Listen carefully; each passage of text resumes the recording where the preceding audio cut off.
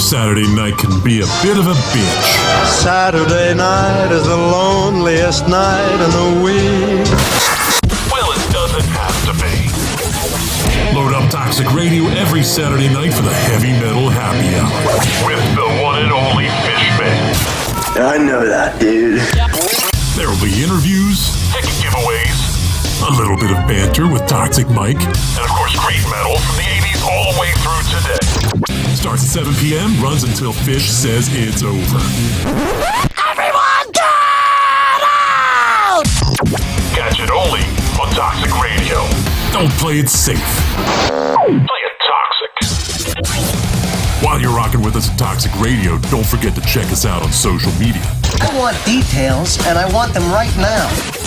Follow us on Instagram, Twitter, and Facebook. Now you're talking, brother. Chat with us, keep up on news.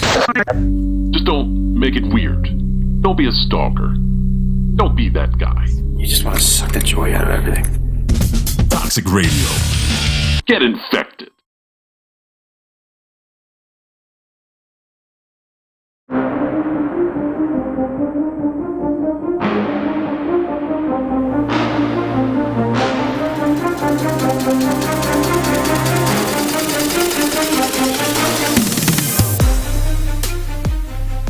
Welcome to week number 13 of Wire to Wire Sports. My name is Gene Walzak. I'm your host. And to the right is the man, the myth, the legend, Scholastic Shally. To my left is Cleveland's own Kent State, 80% college football, College Cottrell. We got an action-packed show for you today, and it's going to start with the national championship. We got a lot to go over with that. We're going to break down every wildcard game this week. We got tons of them. After we're going to break down the wildcard games, we're going to give you our NFL year-end awards, who we think should win and who we think is going to win. So we'll kind of give you both with that. We're still going to do our Pickem segment. We're going to limit those to maybe 2 or 3 picks, depending on, because there's less games. And then we're going to cap it off with some NBA. We got a lot to go over. The national championship is going to take a little bit, so let's get started right away. National championship game, Alabama, Ohio State. The stakes have never been bigger. I'm going to start off with a Cottrell here to talk about, we're going to recap that Clemson-Ohio State game. But let's start off with your take on Alabama, and then we'll kind of get into that recap. So, the Alabama-Notre Dame game was pretty much exactly how we all thought it was going to go. And, there was no surprise there. I think the biggest surprise was everyone seeing how talented and athletic Najee Harris was. We knew it to a certain degree, but after he hurdled that player, it was like, whoa, like almost instantly in a lot of people's minds, I feel like they thought about him as just RB1. So, like I said, there wasn't really much surprise in there. I guess the other surprise was that Notre Dame backdoored at the last minute because Alabama didn't want to score anymore. And, Ian Book, of course, played his heart out in his last game in a Notre Dame uniform. But that was shady. Alabama was dominant as usual, and no surprises there. What do you think about the Alabama-Notre Dame game? We'll break down Clemson, Ohio State next. No, it kind of like what Cottrell said. I don't think anybody really thought Notre Dame was going to win that game. They were pretty much dominant. I think Notre Dame came in with a decent game plan defensively. It was more a lot of bend, don't break, try not to give up like a one-play touchdown drive, and Alabama still had a couple drives that were 2 plays, 3 plays. They're just explosive like that. It's with the athletes they have on that side of the ball. It's just very hard to, unless you can match them athlete for athlete across the board. It's very tough. It's very tough to stay in front of them. And then you on top of that you have Sarkisian, who schemes very well. To put the kids in good spots, and that's what you're going to get. Obviously, I think Ohio State's going to match up better with them athletically and better skill position players, but. Notre Dame's strength of the team is their defense. So where that translates to Ohio State, it's that I think that's part of what we're going to talk about here in the next couple minutes. So yeah, you said it perfectly. I think that Alabama was just the horses were just better. They have too many. They have too many in the stable. They were too athletic, and I think that a lot of things that happened in that game were just complete mismatches across the board. It was very obvious that Notre Dame wasn't as athletic as Alabama. The only way they were going to stay in that game is to be schemed in. When they didn't score touchdowns on their first 3 or 4 drives, I kind of knew it was going to happen. What I really didn't expect, I didn't expect the shadiness at the end of the game, and I will say that. I really felt like it was shady. I've never seen Alabama try not to score, and I really felt like they did the last quarter. But regardless, I didn't touch the game, thank God. But it was not.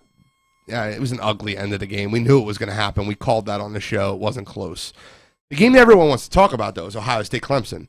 And man, I'll admit I was wrong. I thought Clemson was going to win the game. I wanted a good game. I was really begging for a good game. I didn't want a Clemson blowout. And that's what I was worried about. I was worried about Clemson blowing out Ohio State. And I've been asking for this game all year. And I wanted that game like it was last year. And it was still a great game because I was so shocked at how much Ohio State dominated.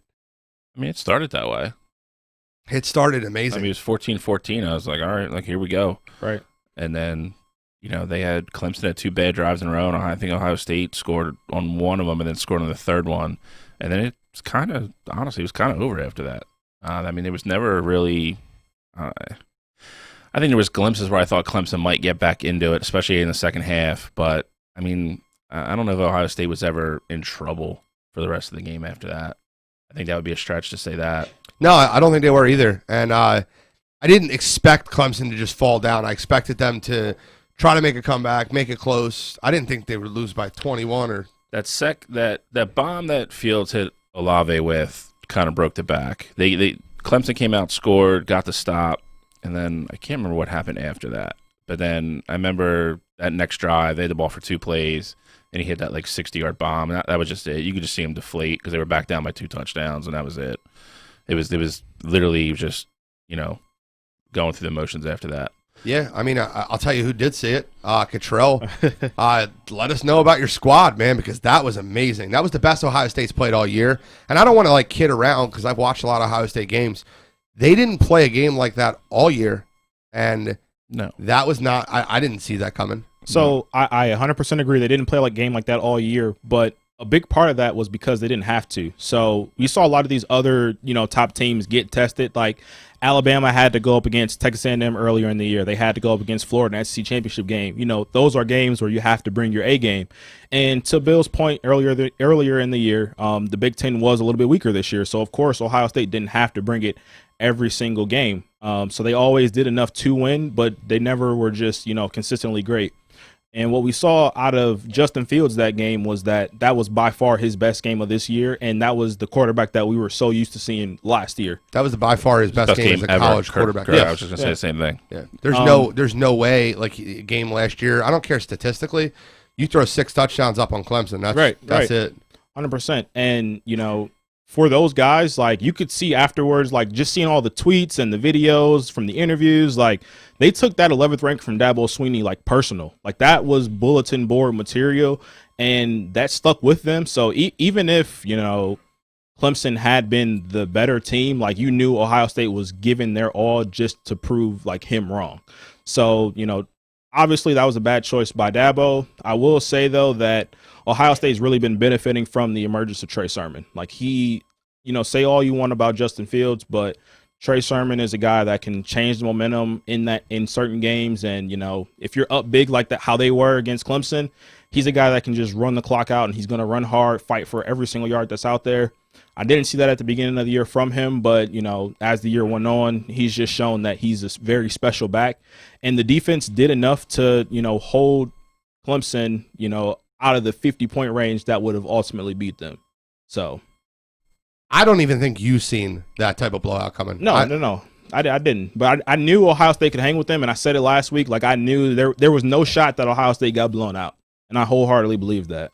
Well, you were absolutely correct, and De La Saunders cheesesteak is coming on its way to you, my friend. Let's break down the national championship, because I really listen, I kind of gave my point on Clemson, Ohio State. It just didn't go the way I expected it to go. I wanted Ohio State to hang around to make it a game. So, it was the complete opposite. So I will raise my hand and say I was incorrect about the way that game would play out, and I think a lot of America was. But let's talk about the national championship. The question is, can Ohio State replicate what they just did versus Clemson, versus an Alabama team that's probably more talented, that's better across the board in every facet of the football game, except quarterback? Yeah. I will tell you why. It's schematically, it's going to set up a lot of it's going to set up the same.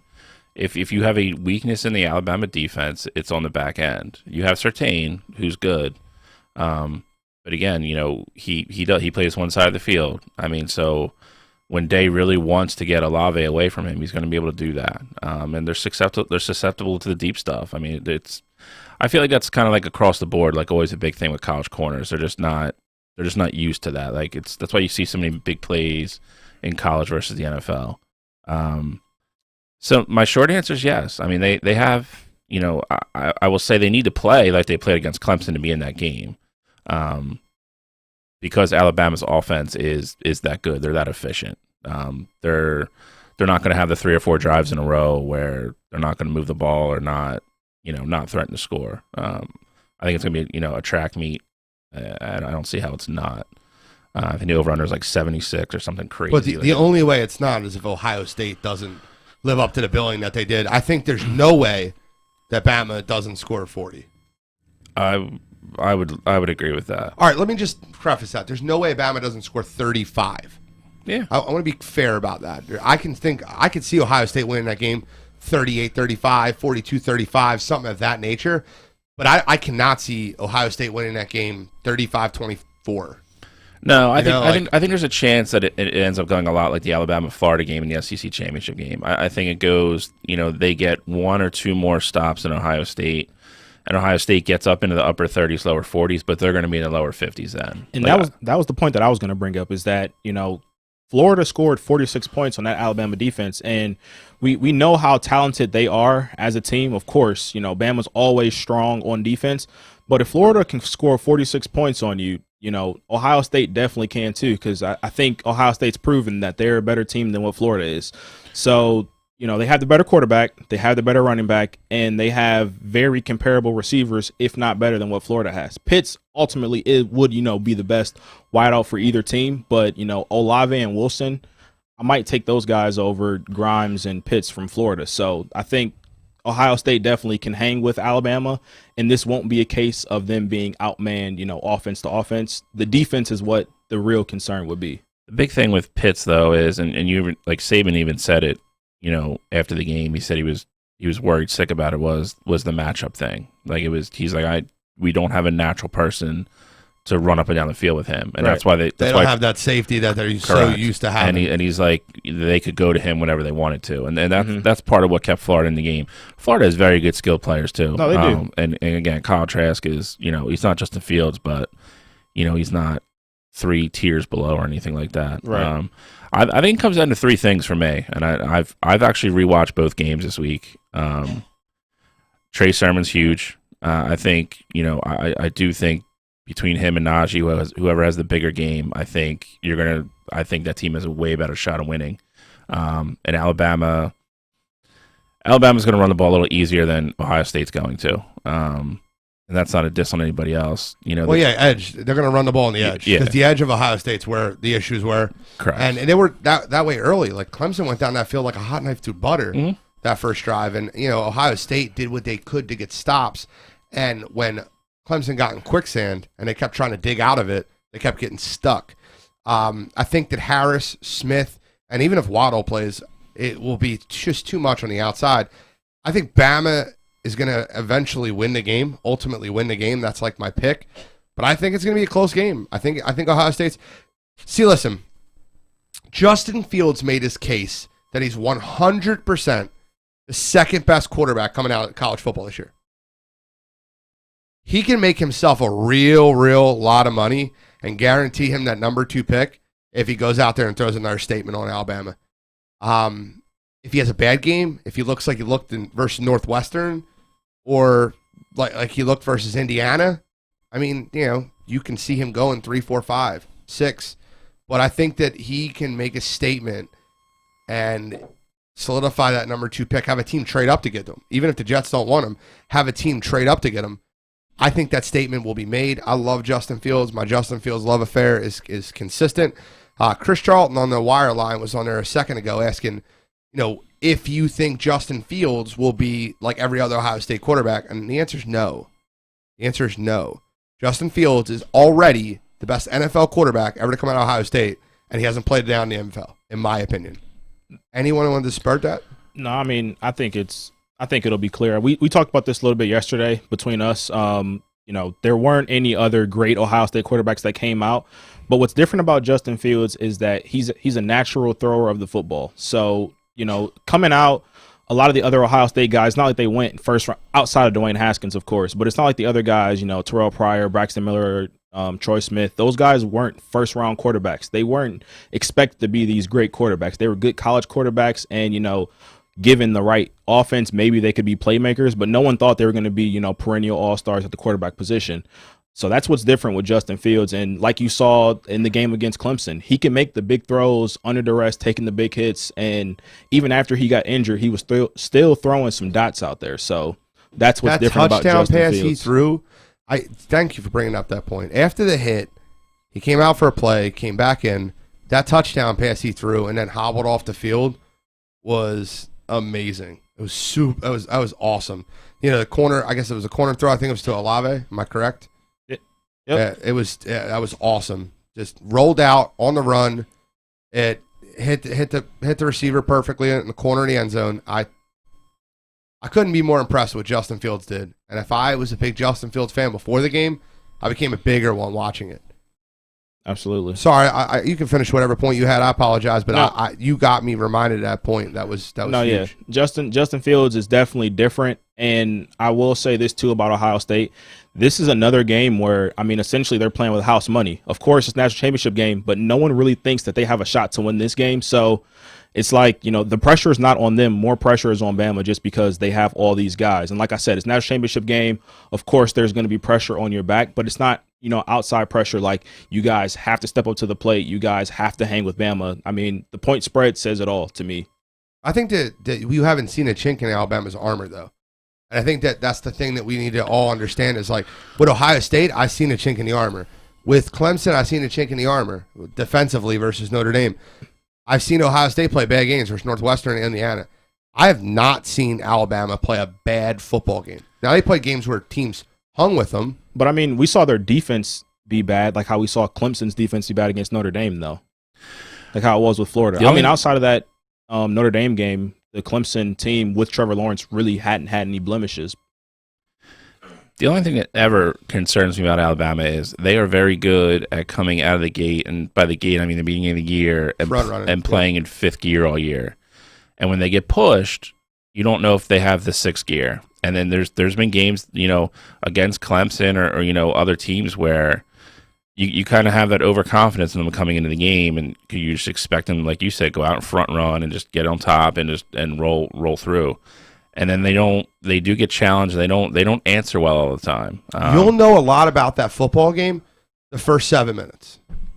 If Bama goes up 7-14-0, now I said that about Clemson, but if Bama goes up 14-0 and they can front run, I think it's a different story than if Ohio State goes up 14-0. The difference between Alabama and Clemson front running again is the efficiency. Like you're gonna with the lack of people they had on the outside and Ohio State's defense across minus the back end, but up front is talented enough to get off the field sometimes. Alabama, you can't go into a game and be like, we're gonna force Alabama to punt 5 times. Like that's just insane. Like so if you offensively, if they do get Ohio State off the field 2 or 3 times and then Alabama does go down and score, then it becomes a real problem. Yeah, you don't want it to become a track meet early where Alabama's front running. No. They would have to do exactly what they did against Clemson, and to their credit, they did. Clemson came out twice, went right down the field, and they came back and answered both times. And if you do that, and then I think that plays into my point, then it becomes like it's, especially that early in the game, do we get the Florida performance again where they just keep answering and keep answering and keep answering? Or do they maybe crack at some point? So it's, the only thing I will slightly disagree with Cottrell is I think there's more pressure on them this week. After the performance they put up, I still think everybody is... Well, it's 4-point public pressure. Well, because the look-ahead spread was 11, now it's 7. Yeah, so... Well, and it opened at 8.5, and it went up to 9, and it came back down. I think there's a lot more people this week that think Ohio State can win that game than there was last week against Clemson. Yeah. I think that's 100% true. The look-ahead spread was 11. I know, but then even if when the game was open, it opened at 7.5, went right up to 8.5. I saw it at 9 a couple places, and now it's come back down. Yeah. So there's money coming in on Ohio State. 100%. I think the best matchup of the whole thing is how Alabama matches Surtain up. And I kind of want to say, like, I loved your point about the side of the field because that's what Surtain does. That's what Saban does with him. If I'm Ohio State, Olave plays the other side. And Garrett Wilson is more of like a physical wide receiver than Olave is. And I think that Garrett Wilson can get those contested, slant routes, box him out a little bit. Whereas Olave is going to get you with the deep ball. That's again, they need to be explosive. That's what they need. I agree. I think with Wilson and Surtain, I think it's be easier for him to cover him. But again, that's kind of like playing chess. Like I think if you tell Ryan Day that Olave is going to go, 8-9 catches for 200 yards and 2 touchdowns, and you can keep him on the other side of the field, I think he takes that. Yep.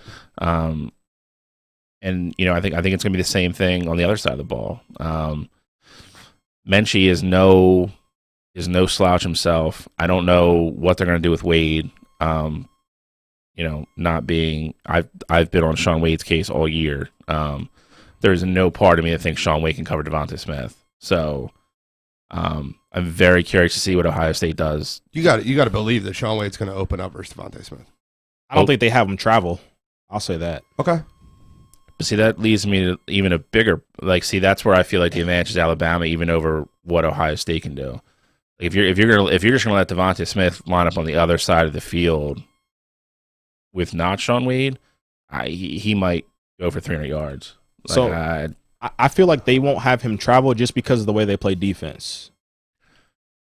Wade looked so bad last week. He did. Of course. It's amazing to look bad in that game. That game where everything went well all year. I know, but he looked really bad that game. I feel like at some point though, he has to realize I was this, first round talent. I would have been a first round talent last year. It's going to be the national championship after he got No. We just need him to. I need him to be decent this year. He can't be as bad as he was last week. I want it to be a great game. Listen. I meant just Sean Wade. Just I know personally. But if he's not decent, it's not going to be a good game. That's my point. I need him to be good for it to be a good game, in my opinion. Nobody's covered that kid all year long. I just don't. Heisman Trophy as a wide receiver. Unbelievable. And then God forbid if Waddle plays. If Waddle plays and Waddle's even like 80, 85%, then I really don't know. I mean, they're going to put Menchie back in the slot. And what I see if Waddle plays, I see them just running literally jet sweeps to Waddle 3 quarters, like just reading ends and slot corners. I think if he's going to play and he can run routes, I think he's going to play. I mean, I don't think they're going to necessarily target him a ton. I think he would probably be on a snap count limit too. I don't think you can expect him to go play 100% of the snaps on offense. But they've been playing so well. I don't know why they mess with the chemistry, but I guess Waddle is just that good. Give me a score prediction. I think Ohio State covers. I really do. My gut feeling is they cover. I guess the only thing I would be concerned about would then be like down 6, needing a stop, and then like Bama pops one with like 2 minutes to go, and then you get screwed backdoor that way. Okay. I'll say like 42, like 36, something like that. Give me one, Cottrell. 45-41. Ohio State wins. Yeah. So close to mine. Oh, you're picking to win. Ohio State wins. It's so close to mine. Yeah, I mean, I think we're all in the same ballpark. I mean, I don't think anybody thinks this is going to be a 27-24 game. No. So mine was, Jesus, you just, wait, 46. No, mine was 45-42 Alabama. That was exactly mine. 45-42 Alabama is what I have it as. It's close to mine. You have Ohio State winning, but the score is almost identical. The other thing I think is the trenches. I think if you look at the lines for Alabama's defensive line is definitely the weaker of the two, which is interesting to me because between Ohio State's defensive and offensive line, I would say their defensive line's better. Would you agree with that? Who, Alabama's? No, Ohio State's. Yeah. So it's kind of like the strong versus the weak on both aspects. Correct. So I agree with you. I'm curious to see how that plays out. Like the battle in the trenches. My question would be, do you think Sermon gets over 125 yards rushing? 125 is the number in my head. If he goes over, I think they win. I don't think he goes over. I don't think he goes over either. If you would have put it like 100, I would. No, that's why I said 125. Yeah, I would say he's probably Charles under going to say 125. over by a little bit, and Ohio State wins. I'm actually going to say I think it's under by a little bit, but I feel like it's going to be. I mean, we talked about it earlier this year that Nick Saban's like problem, his kryptonite, are quarterbacks that are mobile. The real question is how mobile can Justin Fields be? But I think it might be a situation where they run a lot of read options. So, Trey Sermon might not have over 125 yards, but I think stuff will be open for him that he can get over 100. I like the play action rollout. If they can start running the ball early and they run that play action rollout with Olave on the cross. I would agree with that, and I would say I don't know how much read option they're going to run because, again, if we're all being 100%, he's not going to be 100% Monday. He's not. You can't risk him getting popped somehow. Like you can't. I mean that totally you have the chance to totally change that game early. Like if he gets blindsided or gets cracked by somebody, on that hip, I mean you're killing yourself. I think they'll run it to keep him honest. Yeah. But I can't see him. I don't think they're going to run it that much. Willingly, yeah, I agree. I don't think he runs to him. He might scramble. I think the one difference though with read option though is that Justin Fields will have a lot more room to defend him, like protect himself. Like you're not going to have blind side hits more so on read options. If it's not there, you just you take a dive and move on to the next play. Yeah. Yeah, I mean it's going to be interesting. It's curious to see what kind of pace Day tries to come out with. Like he came out full throttle with Clemson because he had to. You have to versus Alabama too. But it's I mean it's going to be interesting. I mean does he try to maybe do a lot of like read option and stuff like that and maybe take the air out of the ball for lack of a better term a little bit. I don't know. It's They're gonna too be fun. explosive an offense to take the air out of the ball. Yeah, and that would drive me nuts if I'm Ohio State because you're just like trying not to score too fast. Like I think the name of the game is to try to score, and I think with some teams like Tennessee, like when we're about to go over the NFL, they can take the air out of the ball sometimes. They don't need that explosive play. They can kind of hold the ball, like Indianapolis, Frank Wright. They can take the air out of the ball with Jonathan Taylor. I don't think Ohio State is built in a way to take the air out of the football. I think the closest you've seen to that was versus Northwestern when they ran the ball for 400 yards, but 330 to Sermon. But I just don't think they're built that way, and I don't think Alabama's going to let them run the ball for that much to take the air out of the ball. No, I mean I don't think it's going to be like a steady I don't think they're going to try to run the ball 10 times every drive. But I do think my only thing is when you get into read option and stuff like that, it does eliminate a lot of what they do well, and they do get vertical very well. It's very hard to get hit a 60-yard touchdown pass off of a read option all the time, and I feel like you're taking a lot of their strength out of that game plan. So, and I think they're gonna try to protect Fields. I think you're gonna see, especially the beginning of the game, if Bama's blitzing a lot, I think you're gonna see a lot of drags, quick crosses, like protect him at all costs, let him get comfortable in the game, let him loosen up, not get hit, which is big time important. And see what happens. I'm excited to watch it. I think it's going to be a good game. Same. Okay. Well, I think we've covered everything that we can cover for the national championship for now. What I really would love to... So I'm going to get into the NFL playoffs for a minute, but I need a big announcement. I want to get into that for a second. So huge announcement for us, Wire to Wire. We've been working diligently to get something done as far as merchandise. And, Mike can throw it up on the screen shortly, if you don't mind throwing it up, Mike. We have hoodies and we have dry fit shirts that we're going to be selling. Great deals too. $25 for the dry fits, $40 for the hoodies. They're great material. They're made with Scud Sports. We're collaborating with those guys. And I can't wait to be able to get one. I ordered 7 already, 7 of each. It's my Christmas present to you guys. I wanted to make sure everybody had a hoodie and a dry fit. That's on me. Mike, Bill Cottrell, that's what I was planning on. I was working with Mike. I can't wait to get this stuff out there to you guys. We're going to have masks. They're going to be $10 a piece. They're not up yet.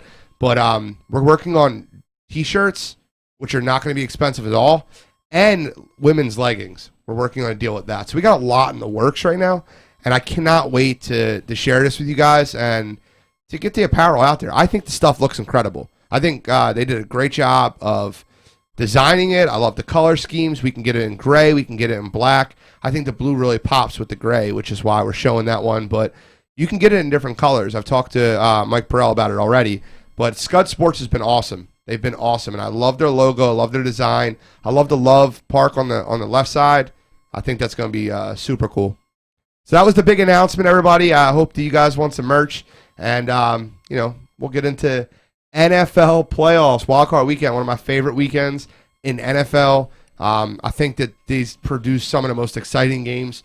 My favorite one of all time is the Frank Reich comeback on Wildcard weekend. Buffalo Bills, Tennessee Oilers, or Houston Oilers, Tennessee Titans, same franchise. But we start with Colts Bills. That's a great game to start with. It's funny because if you remember last year, the first game of the Wild Card weekend was Buffalo versus Houston, the Texans, and Buffalo had the lead, and they got out early, and Josh Allen had a big mistake, couple big mistakes in the game. This year, I think that Buffalo is rolling, and the only X factor in this game that I can see that gives Buffalo any bit of a issue is the fact that Frank Reich is an amazing offensive game planner, but Phil Rivers for years has just not shown up they've not shown up at all. And I want to answer one of the questions because I didn't say where we can order the merch. We're going to have it on our Facebook page. Later on this week, we're going to have the first orders of merch we're going to take next Wednesday. Right before the show, we'll post everything. We're going to have it on our Facebook page. We'll also have it on our Instagram, our Twitter, and I'll have a link tree to the things that we can order. But as of right now, you're going to have to order it through one of the guys on the show, and we'll get it to you. We'll eventually get ourselves our own site where you can order stuff on your own. Well, let's get back to the game. I apologize, but I wanted to answer the question on the wire line. I thought that was awesome. Thank you. But I think Bills win, and I think the Bills are rolling right now. Jeff says Bills by 15. I think they win. I think they roll. What do you guys think about the game? I definitely think the Bills are going to roll in that one. It's a situation where I feel like the Bills are going to get up early, and it's going to be relied heavily on the arm of Phillip Rivers. And we've said it all year. I mean, he just doesn't have the arm to bring those boys back. Jonathan Taylor's looked amazing these past few weeks. I mean, he's really shown that he might be the best back in that class. I still think it's J.K. Dobbins, but, Jonathan Taylor has made his claim so far. But, I really think Buffalo is just going to outclass them on the field, and I don't think it's close. I think that 15 might be right on the mark. I agree. I think Indy has to play that game like Tennessee almost. I think they need to have 10, 11, 12 play drives where they can run the ball, take 5, 6 minutes, 7 minutes off the clock every time they have it, and they have to score. I think it's going to be close early. Good. You can't have those kind of drives and they get down in the red zone and stall and kick field goals against Buffalo.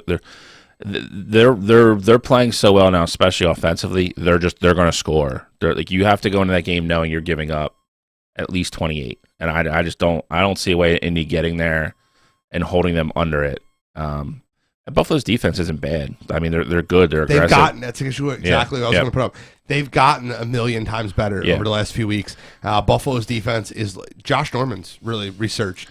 Yeah, I mean, finally it took 4 years. It took him getting stiff armed by Derrick Henry to get his woke him up into 2022. I just no, it's I don't see Buffalo losing that game, and I think their game plan is going to be make Phillip Rivers beat you, and I just don't see it. Here's how I see the game going.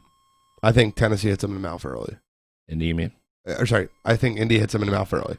I think that it's maybe like a 7-3 game early. I think the Buffalo Bills get up like 10-7, and Phillip Rivers makes a really, really, really bad throw it turns into a huge turnover and starts the quicksand. Buffalo gets up 17-7, then maybe 24-7, and then gets out of hand. I think Buffalo wins the game. I think it's going to be a little bit more low scoring than people think it will be. I kind of shade towards the under because I think that once Indianapolis gets down and once Buffalo starts taking the air out of football and running it, I think that Buffalo is going to roll in that fourth quarter. I think the fourth quarter is going to be a very uneventful fourth quarter for the first game. I know I'm not great with the NFL picks. I feel like the one problem with Buffalo and the under is that they're terrible at running the football. Just So gonna say. they might not ever even get to that point where they start running the football. It might just keep throwing it until time runs out. That's the reason I actually like the over in that game, because I just think they're going to have to keep their foot on the pedal. And again, Indianapolis' defense is very good, and the strength of their defense is their front seven. So I don't think Buffalo, like I wouldn't be surprised at all if Allen is their leading rusher for that game. I think Zach Moss will be. Maybe. I mean, but Moss and Singletary, it's been for like 2 years now. Like, you're just waiting for one of them to break out and be the guy, and they don't. They just both. Well, Moss is a rookie. They just both plug along. Moss is a rookie. Yeah, I think Moss ends up having 22 carries for 103. Ooh, I'll take the under. Yeah. All right, listen, I'm overshooting. I understand. Way under. Well, the over under is probably 60. So yeah, you can take the under. Take the under. Next game on the agenda: Rams Seattle. Rams at Seattle. I'll start with this one. Go for it. I think that this game is going to be a Seattle win. I don't care how it happens. I don't know how it happens, but I feel like Russell Wilson's going to find a way to win the football game. I watched them play versus San Fran last week, and San Fran dominated them for three and a half quarters. They're up 10 points with 6 minutes left, and Seattle almost won the game by 10. Yeah. Like, they just score at the end of the game. When Russell Wilson needs to make the throw, he's clutch performer. And I don't see I know the Rams play Seattle really well, and they beat them 5 out of the last 6 or 5 out of the last 7 now because Seattle won the last time they played. I don't know what's up with Jared Goff. I don't know what's up with their running situation because I know Cam Akers has been in and out hurt. Yeah. I feel like the Rams defense is going to keep them in the football game, but when Jared Goff needs to make a big play, when Russell Wilson needs to make a big play, he's going to make it. I think Tyler Lockett's the one you got to look at.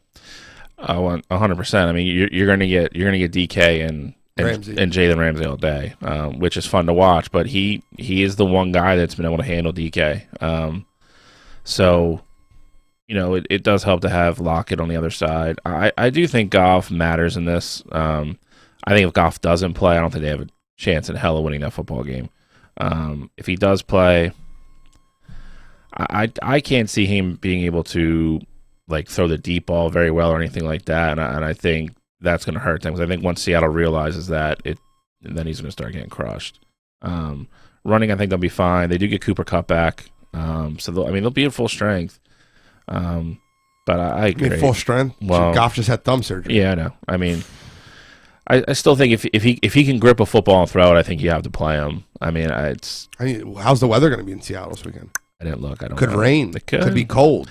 Listen, it's going to be tough to grip the football. No, it could. Again, that's all going to matter, and that's why I think like it obviously we're sitting here now live. Like I don't know how you could pick the Rams with any confidence at all. No, not at all. Like there's just too many unknowns, and I even think full strength. I agree with you. I think Seattle wins a close, low scoring game. I was going to say I think this might be the ugliest game on the slate. Yes, just agreed. Because. The over-under is 42. Seattle's offense hasn't looked anything like what we saw the first 8 weeks of the season. Nope. I mean, the past 5 weeks, the only good game that they looked, good in was against the Jets, and that's not really saying much. So Russell Wilson, of course, I mean he's the better quarterback here, and I usually go with the better quarterback if everything else is kind of even. The Rams have a really good defense. Seahawks don't really have a good defense at all, but without Jared Goff, I really don't see They've it being played better. Anyway. That's not fair anymore. The Seahawks had a terrible defense. I'm sorry, I didn't mean to interrupt you, and I'll let you finish. But the Seahawks played a bad defense for the first 10 weeks of the season. The last 6 games of the season, they have played well. Not bad, well. But I get that, but well, I'm not going to say they only, but with the Seahawks offense struggling the way they did, if they wanted to win games, the defense had to show up. And they have, to their credit, but I still don't trust their defense. I'm not going to just put full faith in them after 6 games. So, I mean, it's kind of the lesser of two evils, I guess. So I'll roll with the Seahawks, but I definitely think it's the ugliest game on the slate. Adams is questionable too, so that matters. I'm curious to see if he plays. I'm assuming, if he can, he's going to play. I was going to say, I think you may have to literally drag him back to the locker room if you're not going to have him play. Yeah, I mean, it's one of those things where, if you're confident you're going to win, do you give him a week? In essence, you're if Jared Goff doesn't play, maybe I don't play him. I don't. if you're confident enough that you're going to win, you give them another whole week of rest before they would go. But it's a playoff game. You can't take that chance. I know, and especially, this is Jamal Adams' first time ever being in the playoffs. Oh, yeah. So he's not going to take it for I think granted. he plays. Yeah, he's definitely not going to be 100%, though. Any more comments on that game? No, it's going to be ugly, and I agree. I don't think it's going to be fun to watch either. Here's one of my favorite games, and I can't wait to watch it. Earlier in the week, I've made really strong comments about Chase Young. Tampa Bay is going to Washington to play the football team. And Chase Young called out Tom Brady. You want to talk about poking the bear. You talk about a rookie defensive end who's been all world. He's been unbelievable. He might be, if it wasn't for the fact that he might be first team all pro.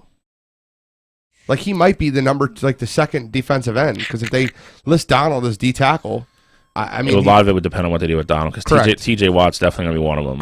Correct, which is exactly. Yeah. But I think he's the third best defensive lineman in the league right now in his rookie year.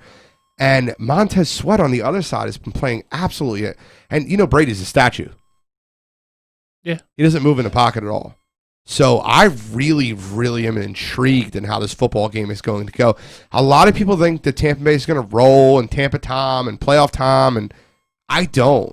I think it's going to be a really good football game. And I think that Washington comes to play. I don't think it's going to be a walkthrough. I think Antonio Gibson's going to get a lot of rushing yards. I think that Alex Smith's going to be check down Charlie and try not to turn the ball over. And I think Washington's defense is going to harass Tom Brady. I love that front. I love that front four, man. I think that front four is unreal. Their front four is great. I think if Mike, I don't think Evans is going to play. I don't think so either. I saw a report that said they're saying that. I think they're trying to get them the game plan. I can't see, and if he does, there's no way he's anywhere near 100%. What was the injury diagnosis for him? It's just a sprained knee. Like he didn't tear anything. It looked bad. It looked terrible. It did look really terrible. bad. It looked really bad live. I'm like, he tore his ACL. Yeah. He couldn't even walk. He had no stability at all, and he's going to play Sunday. Or Saturday night? I mean, he got up. He walked off. He barely. Off. Yeah. Well, I'm arguing with you. I agree. I don't think he plays. My thing is this: Tampa Bay's defense is pretty good. Sorry, Joseph Jefferson said should be interesting to see how quickly Brady gets the ball out. The problem with that is Bruce Arians' offense is not designed to get the ball out quickly. He does not run a West Coast offense. He runs basically a long. He loves the long routes, the deep balls, and that's the worst game plan that you could play Washington with. I don't agree with that. You don't agree that that's the worst game plan you could play Washington with? No, because you just said it. He's a statue. You can't drop him back and expect him to have 4 seconds to throw the ball every game. It's not going to happen. He has no escapability. That's what I just said. Yeah, so he's going to get the ball quick. My point being is Bruce Arians' offense is designed. Bruce Arians is a very good offensive coach. He is, but what I said was the worst way to play him would be him having to hold the ball. I think Evans being out actually helps them in the regards to the fact that Arians knows he's not going to be able to play the game that way, and I think you're going to get a whole huge dose of old Antonio Brown, and you're going to get a lot of Gronk and Godwin. Godwin, I think Godwin will still do his deep stuff because they'll keep him honest. But I think you're going to get a bunch of old school, a lot of shallow crosses, drags. I think Antonio Brown's going to have an enormous game in that game. He's got a lot of chemistry with Brady again. I'm a big Chase guy. I think he's great. I'm not looking forward to seeing him for the next 8 years. Him and Montez Sweat, man. Oh, man. But I don't know. You don't poke the goat, bro. I'm so excited to watch that football. It's so weird because on Saturday slate, and you have Rams Seattle, you have Colts Bills. That's my most exciting game to watch. It's not the most exciting game of the weekend because I have 2 on Sunday. I'm very interested in. I can see that. Bucks Washington, I feel like is going to be such a closer game than people think. I feel like we're so excited about that game because that game probably has the most talent in it, just because of how strong Washington's defense is, and then how strong that Bucks offense is. So yeah, I feel if Indy had a really good quarterback, that would be the game of the day. Yeah, I agree. But I think his shortcomings are going to sink them. Again, that's the whole chess match, that game, and that's why that game is going to be fun. Can Arians effectively move the ball while limiting what Washington does best. And my other concern is, I mean, you looked at Washington struggled to score against us. I mean, we were playing a bunch of nobodies again. They're going to struggle to score on Tampa Bay. They just are. The problem with that is, and I agree with you, if I'm Ron Rivera, I'm practicing all week like quick routes. Tampa Bay blitzes more than any team in football. They blitz 63% of the time. Yeah, but you talk about a guy that can't move. He can't move. Correct. They're already talking about rotating quarterbacks with him and Taylor Heineke. Yeah. Did you hear about that? Mm-hmm. It's wild. It is wild. But you want to talk about a way to slow that down? Screen passes, run plays, quick throws. I think Gibson, like I said, I think Gibson's the real X factor in this game for Washington's offense. I think the interesting part is to see how Washington approaches the game versus Tampa Bay's defense. So, like, the matchup, I'm telling you right now, you guys might think I'm nuts. Washington's defense is going to win the matchup versus Tampa Bay's offense, in my opinion. Well, when you say win, what's a win? So less than 30 points, 28 points or less. Okay, but if they get to 28, they win the game. I agree with you. Like, easily. But my point being is how Washington offense controls the clock, dictate. Like, I think that for a lot of that game, you are going. I really don't think the Bucs even scored 28. I think that's a 21-17 game, something like that. I really see a close as the final or like game as a final. Okay. Yeah, I really think it's gonna be a low scoring game. I'll get into it a little bit more, but I really like the way Washington's defense matches up against the Bruce Arians offense. And Jeff said something. I rarely agree with Jeff Oswig about anything, but he said Bruce Arians would be the reason that Tampa Bay team loses, and I think he's right. Bruce Arians, I love Bruce Arians as a offensive mind. He's very pig-headed. He can be, but the fact that he actually came out and was the one that kind of responded to Chase makes it interesting to me. Brady really hasn't said anything, and he was the one that went on SportsCenter. Be careful what you wish for. Be careful what you wish for. Again, I wish we had that song, like, be careful what you wish for, because you just might get it. I wish we had that, like, on play when you said that. It would be awesome. Right. I will say, right now, though, the Bucs offense is really starting to click on all cylinders. So I agree with you in a sense that Washington is going to be tough for that offense to handle, but I feel like that's a game where Washington may have 4 sacks, but I still think it's going to go 31-10 in favor of Tampa Bay. Okay. Whoa. You're on the other side of that spectrum. What do you think? It's tough for Washington to score. I lean Cottrell. Good. And the other reason I'll tell you that too, McLaurin is not healthy. Okay. That's fair. What's his face isn't healthy. I love the Sims brothers. They're not brothers, but I love both Sims. Steven and Chris. I have Thanksgiving dinner with them. Their shortcomings on offense are bad. And Tampa Bay's defense is good. Dude, I line up 2 tight ends, and I run the ball, and run the ball, and run the ball, and run the ball over and over again. But the problem with that, though, is that Washington's really not built that way. Like, you don't want to give Antonio Gibson 30 carries. No, but you give him 23. You give McKissick 7 or 8. You give Peyton Barber 7 or 8. See, I'm not scared of any of those guys. You don't have to be scared of them. I need them to get 3-4 yards. Every play, I need them to move the sticks and control the clock. And that's what they're going to try to do.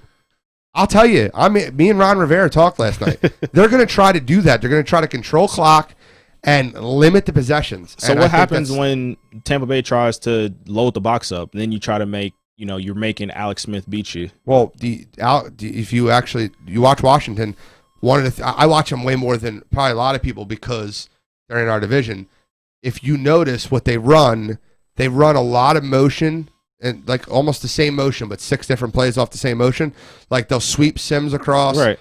So the biggest problem with blitzing against that and loading a box versus something like that is you don't know which direction. It's a lot of misdirection, and I think that will slow down that blitz a little bit to be able. I don't really see Tampa just loading the box and slowing that down because the misdirection that they run. Like, yeah, you're going to guess right once or twice, but I think the one difference though is that Tampa Bay has the athletes on their back end that can run with that motion. Like Devin White isn't your typical linebacker. Like he's probably one of the best sideline to sideline linebackers, isn't he? Is he still out?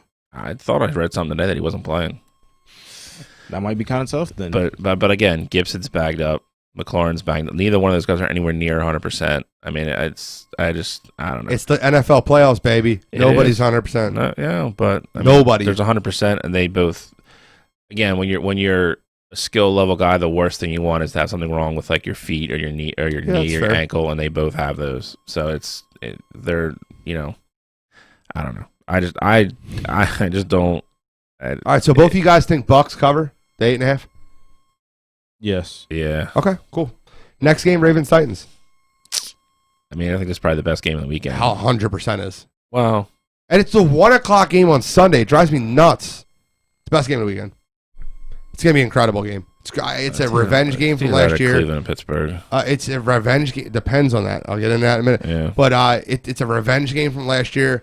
Tennessee knocked out Baltimore in Baltimore last year. And beat them this year. Yeah, and you got Baltimore, who's on a roll. Probably if they're not the hottest team in football, they're second hottest behind Buffalo. Yeah, so they're right behind Buffalo. Yep. The thing with that is Tampa Bay's probably right behind them. Yeah. No, I mean, dude, their last 3 or 4 games, they've looked like what everybody thought they were going to look like. That's the other reason I tend to. I can't wait to watch that Baltimore-Tennessee game. It's going to be fun. I think it's going to be a great football game. How do you see it going, Control? So, I think it's going to be – the spread right now is at 54.5. I think it's going to be a higher scoring game. I will say the difference from this year and last year is that this Tennessee Titans defense – is not the same team that we saw last year. They're not going to be able to shut down Lamar how they did last year. They're not going to be able to shut down that Ravens running offense how they did last year. They don't get too much rush on the passer anymore. Jadeveon Clowney's out. Their back end hasn't been as good. So I just feel like right now the Ravens really have it clicking, and they're going to shock Buffalo. Not Buffalo, but they're going to shock Tennessee, and it's going to be revenge from last year. What do you think, Scholastic? I tend to agree with them. I mean, I don't think it's a shock. I think it's a very divided. It's not a shock because most of the public's on Baltimore. But I get your point. Yeah. Wildcard team. Yeah. That's why I get your point. I get it. This is a huge game flow thing for me. I think it determines the game. I think if Tennessee can stay within their game plan and do what they want to do, I think it's a close game all the way to the end. If it's a close game, Baltimore loses. I'm telling you. Listen. I've wrote the book. I think Baltimore gets up early in front runs, and I think they win the football game. That's my opinion of the game. But I've said this all year, and I'll say it again. Let me look right in the camera and let you Baltimore Ravens fans know, because I got a lot of them listening. My buddy Dallas out in Hanover listening right now. One of the things that Baltimore has an issue with is they play very, very fast, very physical, very early. They blitz a lot. They play a very high-octane defense. It always cracks in the late. So, listen, if you're at home and it's at halftime, it's 17-14 Ravens.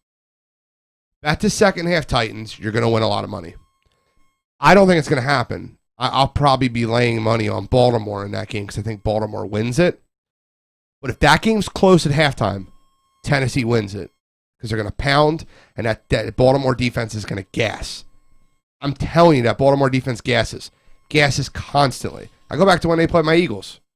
They gassed in the fourth quarter. Wentz played unbelievable, but they gassed. There's definitely a lot of credence to what you say, and I'm not even going to disagree with it. The difference for me, the big difference for me this year is Tennessee's defense last year was a lot better. Correct. There's no part of me that if Lamar Jackson gets the ball with 2 minutes to go and needs a touchdown, that he's not getting it. Whereas last year, you'd be like, all right, Tennessee's probably going to get a stop here and the game's over. It's weird to watch them play defense. They don't cover. They're not good anywhere. No, and it's literally it's like watching practice. Like every time they snap the ball, you have 4 guys running in the offensive line. They get nowhere. Yeah. You watch their linebackers run around, and then eventually they throw the ball 30 yards downfield and the dude's wide open. It's crazy to watch.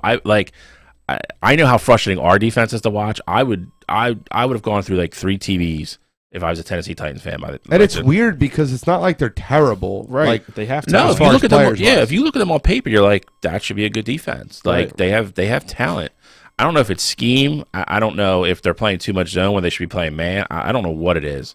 But they are the most blah defense in the world. I agree with you. They also got a new defensive coordinator. Well, not D coordinator, but they lost Kerry Combs to Ohio State. It's.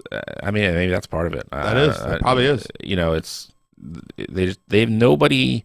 They don't put anybody in a position on the defense to beat you or get a takeaway like when you really need it. It's crazy to watch. Like I do think it's gonna be a fun game to watch. Wow. By the way, my buddy RJ on the wireline predicted Washington outright. He said Tennessee, Washington, Seattle, Steelers, Bills, Saints for the win. The only game that he really picked that was really outlandish was Washington outright. Yeah, I mean, I don't. I think Joseph Jeffers on the wireline's a Titans fan. Let me know if you are, because I feel like you are. He said it's ridiculous to watch. Yeah, but I think he's a Titans fan. Then he probably knows full well what I'm talking about. Right. I think he was telling me a couple weeks ago how he hated the Tennessee secondary was worse than the Eagles. And I said, I don't think it is. I think that's exactly what it was. Chris Cargan on the wireline says if they can contain Lamar and force him to use his arm, not his legs, Titans win. Here's the problem. They can't. They can't cover anybody. They can't. They can't. They can't. And I think Lamar's arm has gotten significantly better the last 5 games of the season. He's really connecting with Hollywood recently. I think the bigger problem you have is they don't stop the run well either. I mean, so J.K. and Edwards, they're both probably going to have really good days. I think they ran for 350 yards last week versus Cincinnati. Yeah, they did. I love watching. That's gonna be a fun game. It is gonna be a fun game. I can't wait. Sunday's gonna be amazing. I love watching Henry play though. Same. He's such a strong running back. Especially getting like the third or fourth quarter when you see guys that have like been trying to tackle him all game and they just got banged up and they're like you just tell them like in their body language they don't want to do it again. They're like, we got to make a good business decision. Yeah, I got a family to go home to after the game. You know, that's when you start seeing people get trucked. Do you know who didn't make business decisions last year? I got to give them credit. Kansas City. They really, really loaded up and stopped him. Their defense was a lot better than it was this year, but they did. I loved it last year. Everyone was talking about King Henry running over everybody, and I really loved watching that last year. Next game, I think, is the game that we'll all agree on. Saints-Bears. I don't see how the Bears stay in that game. I don't know if I'm even going to watch it. It's not watchable. And they're getting Michael Thomas back, so I mean, if they get Kamara off the COVID list too, then I think that game gets ugly. Like I don't even a playoff game, 10-point spread. Yeah, I mean, I like the Saints. Yeah, yeah. Okay, but I hate that. I'm not gonna lay 10 points. That's one of those things. I mean, Chicago's defense is going to keep them in that game for the first quarter and a half, and then Peyton will make adjustments, and then Breeze and company are just going to start picking them apart, and then it's just going to get real ugly and real frustrating. Is there any for Chicago. chance Chicago wins that game? None. How about you, Charles? Any chance? Yes, there's a chance. I'm only going to say that just because, I mean, I know it's a different quarterback situation now, but they did take the Saints to overtime earlier this year. In Chicago. Yeah, I get it. I get all the circumstances around that. I say there's a chance just because, those Bears players may just have kind of like the chip on their shoulder. Like, we should have got them earlier this year. We got to fight extra hard this time to make sure that we get them. But I definitely see the Saints winning. I don't think it's going to be close. I think it's probably going to be Mitch Trubisky's last game in a Bears uniform. I agree with you. At least as their starting quarterback. So we're going to be able to have, once the season's finally over, we're going to be able to, the quarterback carousel. Dedicate, half a show to where we think I the quarterbacks can't wait. Quarterback carousel is going to be fun this year. We'll do it right before the draft because that's when it's going to become. 13 quarterback changes. That's the over-under. What do you think? Well, before we set it at 10, 13. I took over. I went higher. 13. That's a lot, dude. I know. That's almost half the league. I know. Oof. 13 quarterback changes by week 3 next year. It's a lot. There's not really much to say about this game. Screw this game. Brown. I want to think it's the Browns Steelers. Browns at Steelers. If there ever was a team, sorry, Cottrell, but if there ever was a team that didn't know how to handle success, the Cleveland Browns are showing that this week. They're not used to it. I don't understand how, Kevin Stefanski is a very good football coach, but what this team has already did this week is embarrassing. It is. See, here's why it's funny for me. We talked about this 6 or 7 weeks ago, and you guys made that bet or whatever. You were like, there's no shot Cleveland's going to win a playoff game. And then for 3 or 4 weeks, everything tilted towards Cleveland's favor, and I was like, Gene's going to lose that bet. They might even host a playoff game. They're probably going to win. And now the last 3 weeks, it's gone completely back the other way. And this week's wild, dude. Beyond any of the people they might not have on the field, not having Stefanski there is enormous to me. Enormous. I do think he'll script the first 15, 20, 25 plays maybe, but then after that, somebody's got to call the game. Bro, how bad is his COVID? We don't even know. Like, is he home like scripting these plays, sick as hell? I don't know. No. He's scripting. He's scripting all the plays and everything. He's still been meeting with the team. Like, he's been running the Zoom meetings and everything. Yeah, so he's a part of the week. The problem is that he's not going to be the guy in the headset and the helmet for Baker on Sunday. I know. And again, like that is why. And you've alluded to this too. Like, when you do have a quarterback that is confident, that's playing well, but that is confident that he knows the guy on the sidelines is calling the game the way he thinks it should be called, and it's like the pitcher catcher dynamic. That's why you always have like catchers that like only catch certain pitchers, because they're always on the same page. You start to see that with Baker. It's like the Frank Reich Carson Wentz dynamic, exactly. Right? Can't wait to see it next year. So, and Baker finally has that after going through the 19 changes he went through the first 2 years. I don't know if you can put a word on how important it is that he's not going to be on that sideline Sunday. And I also think that Baker already has nightmares of playing at Pittsburgh. Yeah, I'm serious when I say this. Like, I feel like Mike Tomlin and the Steelers are like his bugaboo. You know what I mean? Like his kryptonite. I mean, maybe at Baltimore's worse, but I think he kind of got over the Baltimore hurdle earlier at Cleveland.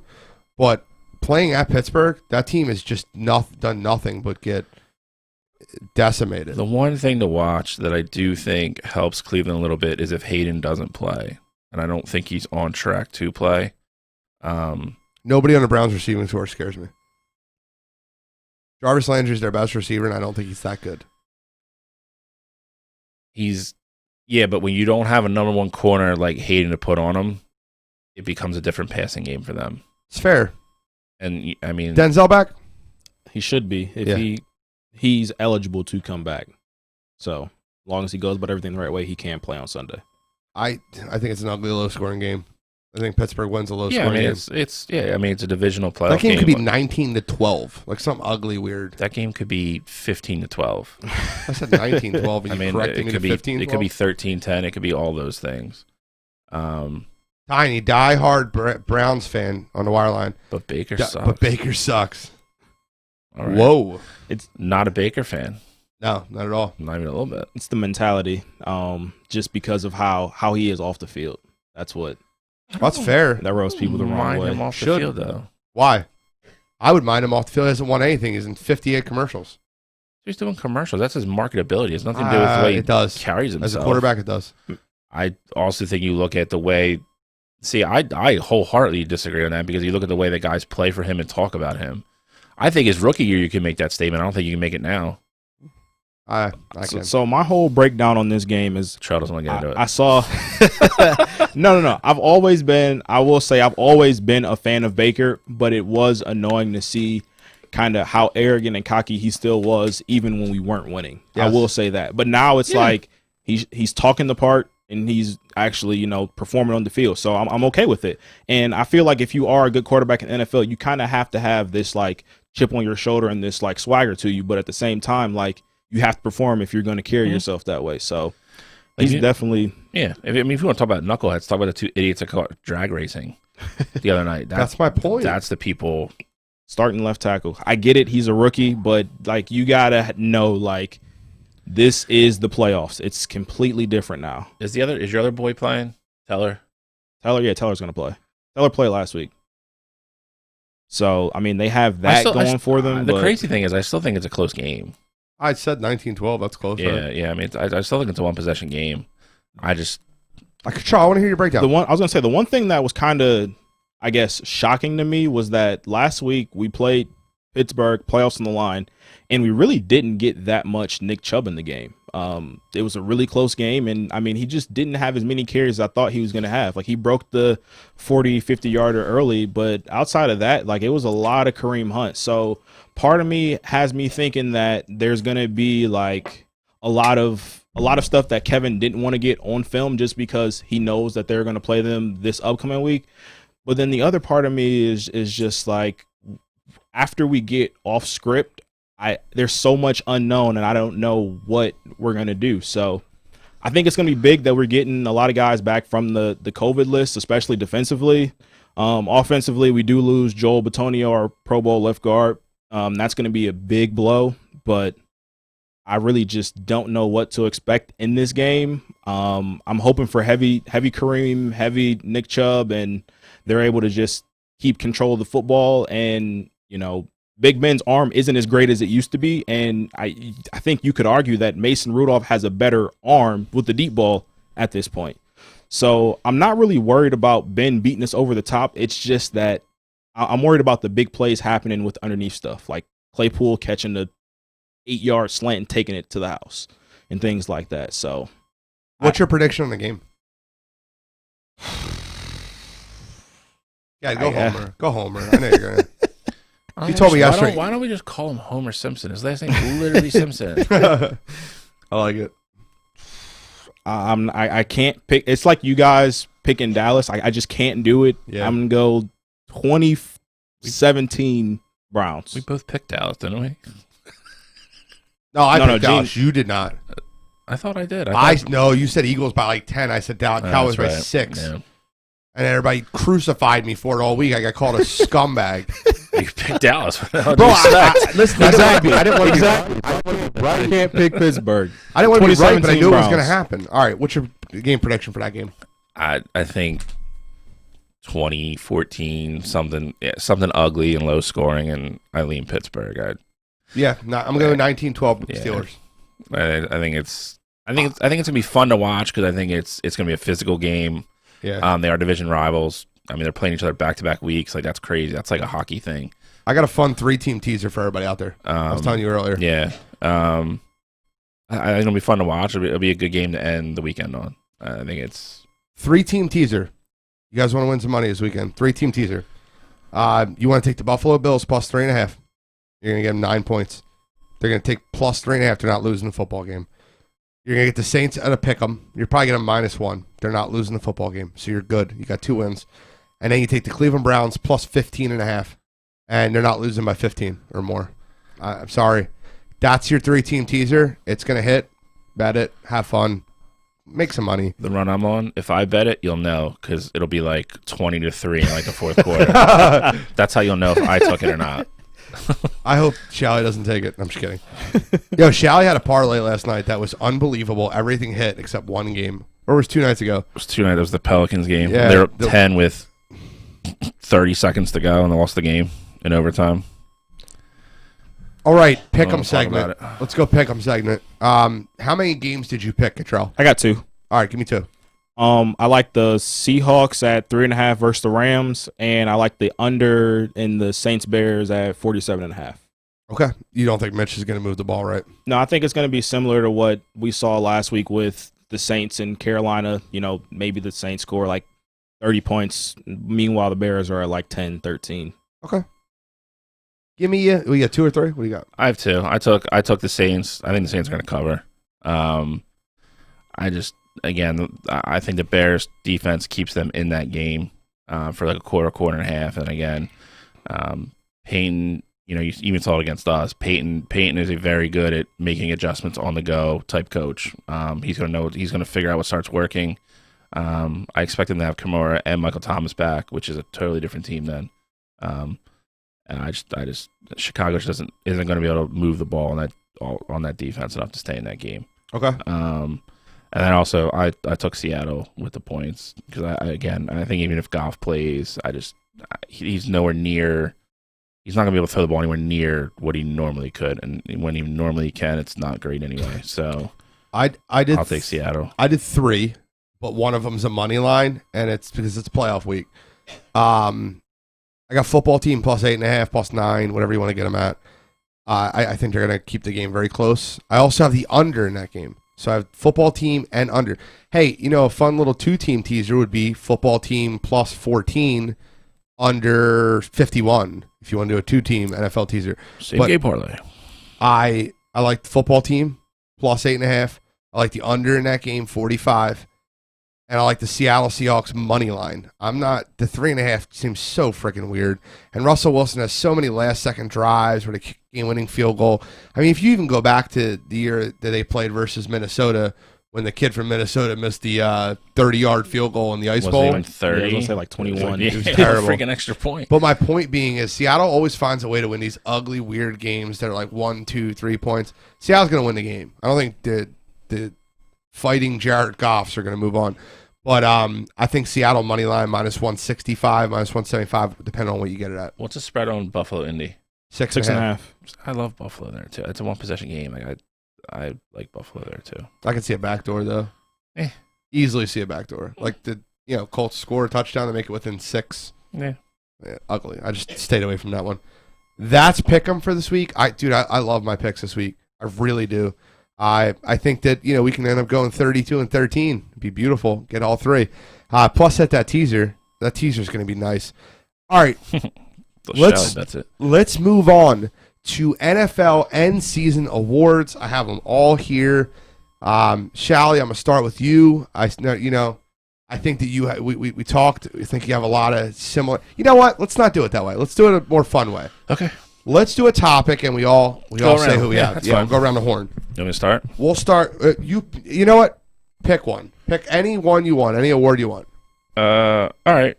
We'll go just because I know this one will generate a little bit of discussion. Because the way I have them written down, the second one will not. Because I think we're all going to have the same person. Okay. Offensive Rookie of the Year. I think obviously the. I know why you did this. No. I'm saying because I know you guys have different. I know you definitely do, and I think he does too.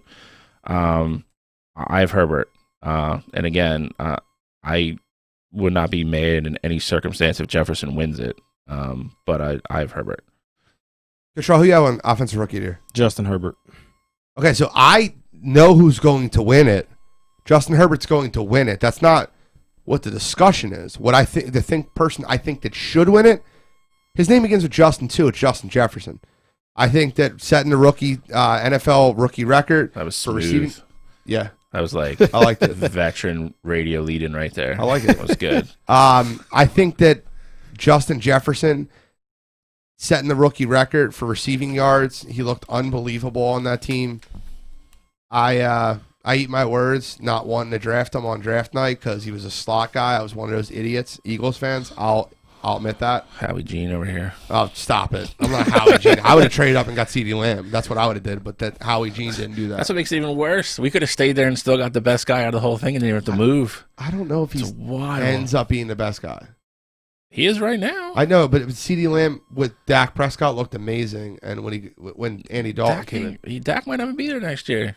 You're right, but I still think Jesus there still. I still think it's not over to say who one's 100% better than I agree. I think agree. Jerry Judy's in the mix too. Still, He's another one. He's a quarterback. Yeah. So I have. I think Jefferson should win it, but Herbert will win it. Did you see his play last week? Jerry Judy. Yeah. The 90-yard little cross and just gone. He hit that cross perfectly too. He was just gone. I was like, yeah. Control. Pick a next topic. I will go defensive player of the year because I know that I have somebody different than what you guys have. So I would go with Xavier Howard. You're crazy. I love you, but you're crazy. 10 interceptions on a really good Miami defense. I agree, but it's going to be one of the 2D linemen in my opinion. Yeah, I got Aaron Donald. I have TJ Watt. I think Aaron Donald wins it. Again, I think he's the most dominant player in defense. It's the same situation for me with the whole Justin Herbert, Justin Jefferson thing. I think TJ wins it, but I think Xavier Howard is the one that deserves it. Aaron Donald wins it. And Aaron Donald deserves it. Do we have odds on it? Aaron Donald's minus 155. Is he? Again, yeah. TJ's plus like 210. I think he's the Xavier Howard's plus 3 something. He's That's a guess. Control's checking me though. I can see it. I love it. I'm guessing though. He's definitely the best defensive lineman in the league. And again, you can Aaron Donald? Yeah. Best defensive player in the league. Yeah, and again, you can probably make an argument, and it's hard to make a counter argument to that. He's so dominant. So good. I'll tell you who else on that defense. I hate when Eagles fans compare Fletcher. Fletcher Cox is second best. Like outside Aaron Donald, it's like stop, dude. He's not in the same ballpark. Imagine if that happens. Fletch. Oh God, no. Don't even put that on the screen, Mike. Seriously, bro. Well, I missed it. I don't know if RJ's being serious or if he's just trolling. Put it back on there. I missed it. It's. My eyes just burnt. I'll tell you why. I'll tell you Yikes. why. Like, I'm on record being like, no matter where he goes, I'm getting a jersey. I am never buying a Dallas Yeah, it Cowboys said wins jersey. to the Cowboys for the Yeah. people listening on Yeah. Stitcher, Spotify, Apple. I'm not. Look at you. That's like 2 now. Yeah. You've been like, Yikes. practicing. So next topic I'll pick. I have Aaron Donald. You have T.J. Watt. Yep. You have Xavier Howard. I'll go with the unanimous one. Defensive Rookie of the Year. There should not. If anybody, I'll throw you out of show. If you don't have Chase Young, you can leave. I don't know. I'm trying to find another rookie now so I can throw it out of here. Yeah. I had Chase. Yeah, Young. Chase Young. Stop it. Chase Young. Yeah, no. All right, let's move forward. I will go. This one will be fun, so I'll go with this one. I'll go Coach of the Year. I have Sean McDermott. So do I. I have Kevin Stefanski. Yeah, I knew that. I could have wrote that down before the show started. I'm fine with that too, though. I'm fine with Stefanski. Yeah. I think Stefanski's second or third. I would have had Brian Flores 3 weeks ago. I said it when we originally talked about it like 6 weeks ago, and you said the same thing. All they had to do is make the playoffs. Yep. If they made the playoffs, I think he wins. All they had to do is start Fitzpatrick. Yeah, I mean, that automatically loses him. Dude, do you think there's any chance Miami takes a quarterback? No. Wow. They're gonna take an Alabama. Screwed. They're gonna take an Alabama wide receiver to pair with Tua. 100% is what they're gonna do. That's why we're not, Write it down. That's why we're not getting Devonta. We're screwed. Well, yeah, they might take Waddle. I'll take Waddle. I'll take I Waddle don't know. or Chase. I feel like it's going to depend on because Miami's OC just retired again, so I feel like it depends on who they bring in. If they bring in somebody who just doesn't like Tua, I think there's a chance. I think there's a chance. They're not taking the 5th pick, starting to make games, not giving them a full offseason, and then taking another quarterback. It's not happening. Write it down. Not happening. You can't be convinced he's the guy, though. I'm not. I know. I'm Miami's with you. not doing that, though. I mean, it would be similar to the whole Josh Rosen and Kyler Murray Yeah, thing. I mean, It'd be similar. It's not the same. It'd be similar. It is damn. That's a good point. It's damn similar. It is. It's not. It is. Why isn't it? Because they don't have the number 1 pick. They're not getting a surefire Kyler Murray or Trevor Lawrence. But the thing is, though, you can The still only person you guarantee that they're not getting is Trevor Lawrence. Lawrence. Exactly. That's it. So Justin Fields? But depending on who you I'll bring take in, Justin Fields yeah. might I will be. too, but it's like, all right, so you have Justin Fields and Tua. Fine. You have 2 first. No, there's no way. Not a chance. Not a chance. But Zero. It's literally the Arizona thing. No, it's not. They don't have the number 1 pick. Just because you don't have the number 1 pick, if your It's the guy's same on the situation. board, if your Yeah. guy's on the board, you take him. Yeah, their guy's got to be Trevor Lawrence. If Trevor Lawrence is there, you take him. Outside that, it's not the same situation. Next one. I'll go with. Let's see. Comeback Player of the Year. A little bit more controversy. Cool. here. Go ahead. I like your start. I know Alex Smith will win it. Does not deserve it. I'm taking Rob Gronkowski. You have to clarify what you say by don't deserve it. Okay. Like if you like say he I doesn't got deserve it. you. Like I got you. like, I got you. Jesus, good It- lord. That did come off a little harsh. Eric Rosenblum thinks the Eagles are going to take Pitts at 6. You're crazy. They have Dallas Goedert. Not happening. I love Eric. If that happens, I'm done on the show because I'm going to jail. Yeah. All right, so I'm breaking. I'm going to storm the Capitol building, aka the link. I'm finding Howie's office. Bro, don't say this on air, bro. It's not Fine, okay whatever. to say It's on fine. air. but Try to stop Shally from committing a crime.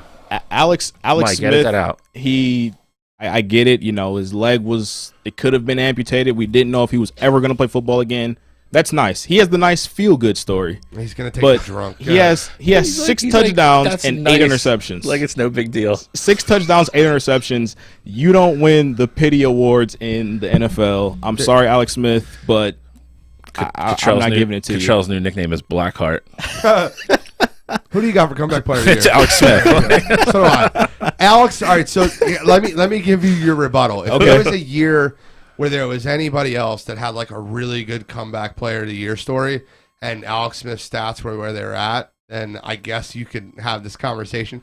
You're talking about a guy that went and got drunk and went and partied with everybody. And It's he not a still has comeback- no wait, it's he not a was comeback player drunk. of the year. He was drunk and he still came back and had more touchdowns than Alex Smith did. Yeah, I mean, I would say you okay. again, if he had a normal Gronk year, you have a better argument. I got you. But I mean, there the was first no one, 4 weeks he was invisible. That's true. There was no one that really stood out to me, but I just don't like the notion that we're just giving it to Alex Well, you Smith could have despite gave it his to numbers. Ben. Ben is the only one that can, but you can't give it to the Steeler. I get it. I got you. I got Charles- you. No, Look at the exactly, numbers, though. exactly. Chris Look Charlton on the at wire the line. numbers. Alex Smith almost died. I got you. Cottrell's like, it's not that big a deal. Look. When Adrian Peterson had his huge injury, he came back and was the league leading rusher. He was an ACL. The I dude get almost that. No, the dude was I 4 minutes understand. away from losing his leg, dude. I got you. But if you're gonna come back, Cottrell is I heartless. need the numbers. Can we get Kanye West Heartless on the radio? Good lord. Give me the numbers if you want the award. So the one we got left is MVP. This should be unanimous too, in my opinion. We got one more. Now we have one more. Offensive player of the year. Oh, all right. So MVP, I'll pick this one. Aaron Rodgers. It's Rodgers for me. Aaron Rodgers. All right. So I picked 2 unanimous ones, so that's kind of boring. So the last one we'll go over his offensive player of the year, which I think we'll all have a different one. Prop maybe, yeah. I'll have Mr. 2K, Derrick Henry. I also have Derrick Henry. I have Kelsey. It's not a bad pick. The one gonna problem win, the one problem that I saw with Kelsey though is that I get it. He has great numbers, especially for a tight end.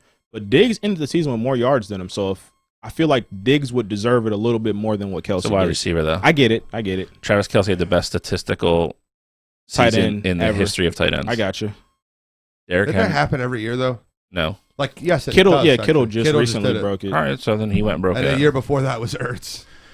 Oh, Ertz. I'm just saying that every Makes me year, cry.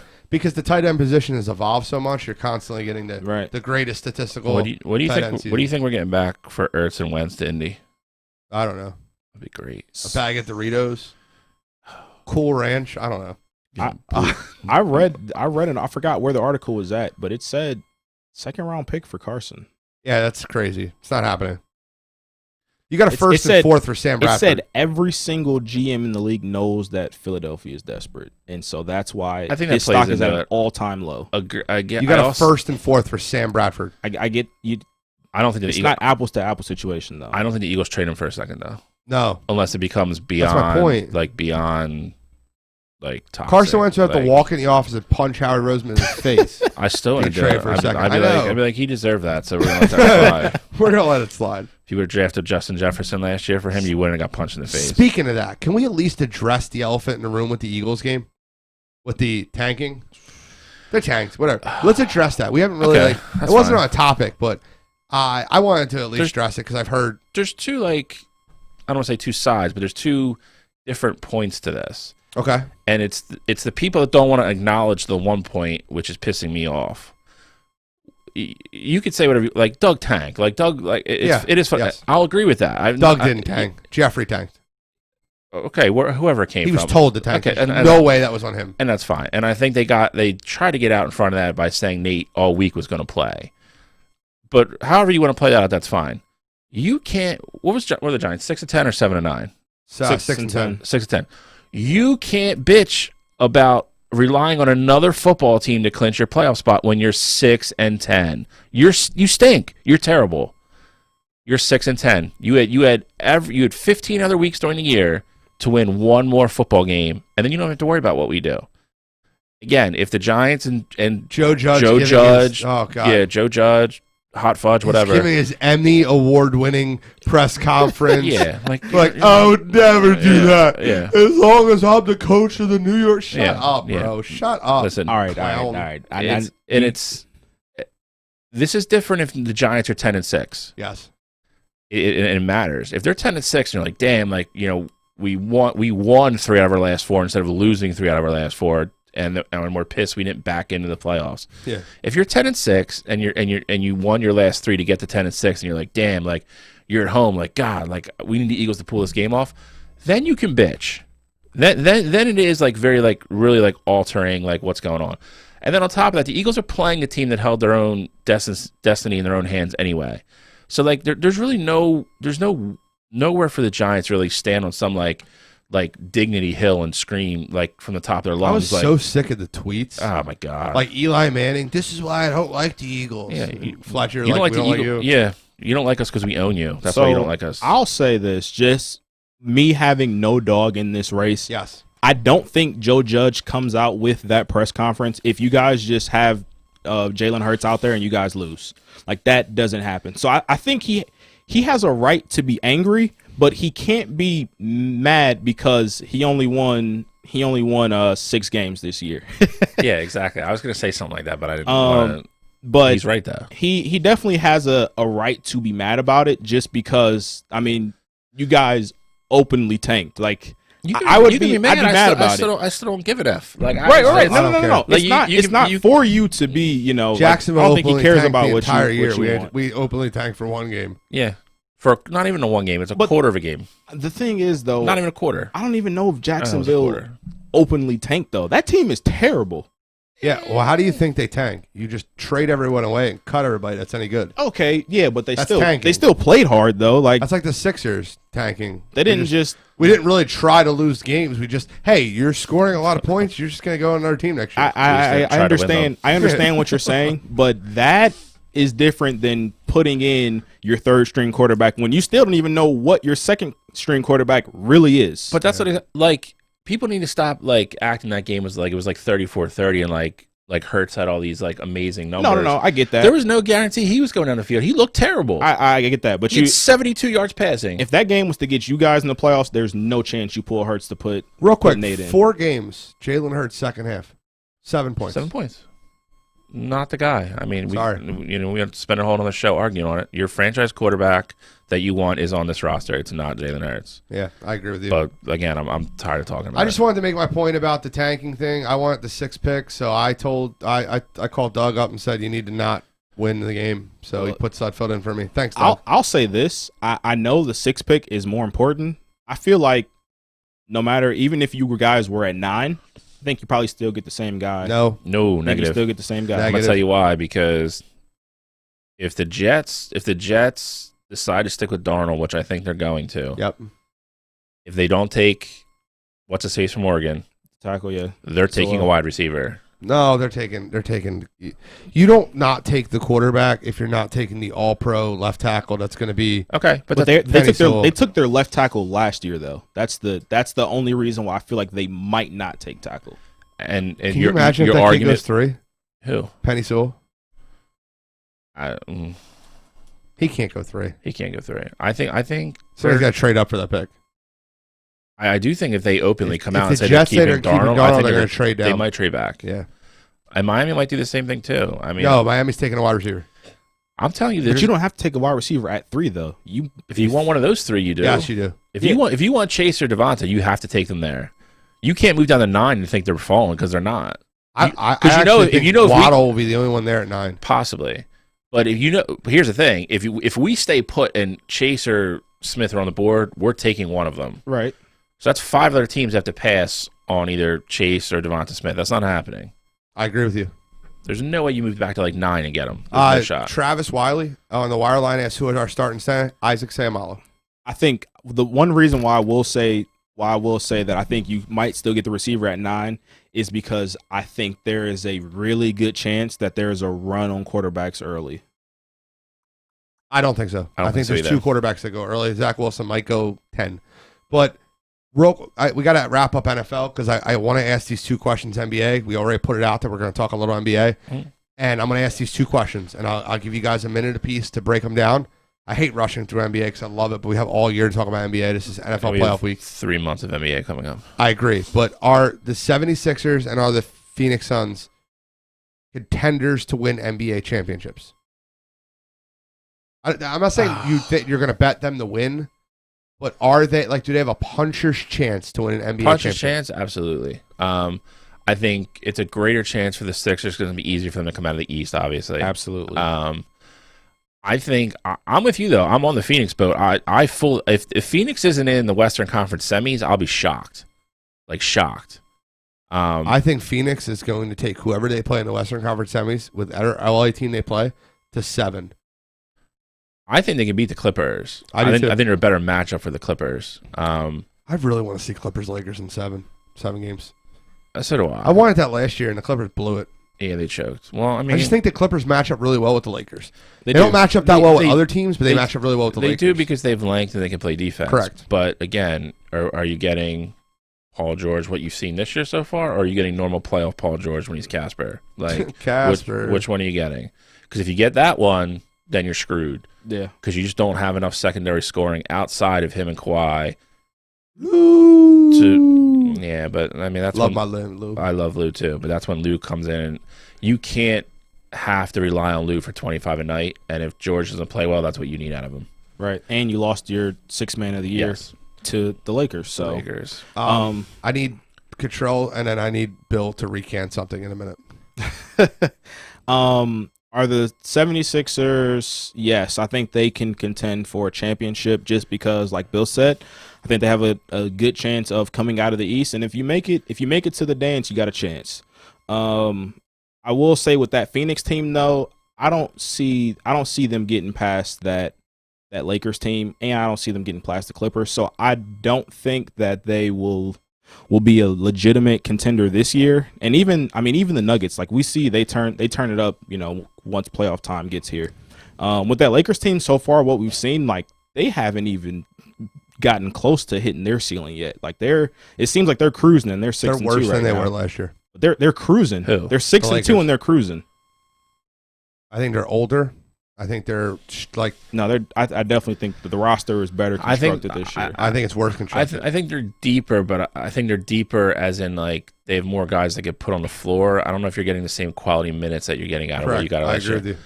Marcus Dennis Schroeder was a good pickup, but outside Schroeder, him, Gasol, you don't like Montrez? Yeah, I love Montrez. Montrez is great, but Gasol's been terrible. Like he's like watching a mummy play basketball right now. Both of them.